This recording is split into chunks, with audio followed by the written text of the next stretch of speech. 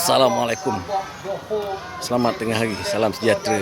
Tengah hari ni saya ada dekat Masjid Wadil Husin, Teluk Manuk, Naratiwat. Masjid ni dikatakan berusia 401 tahun. Kita tengok masjid. Masjid ni dibuat daripada kayu. Kayu cengal. Kita tengok masjid dia. Ni.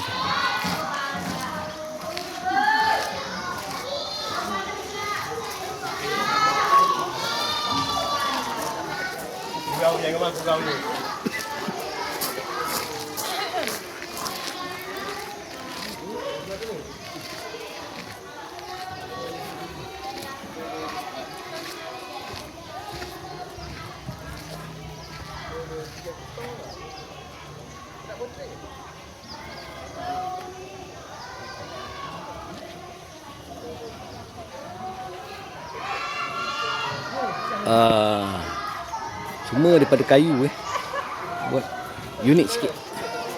Usia 401 tahun. Okey.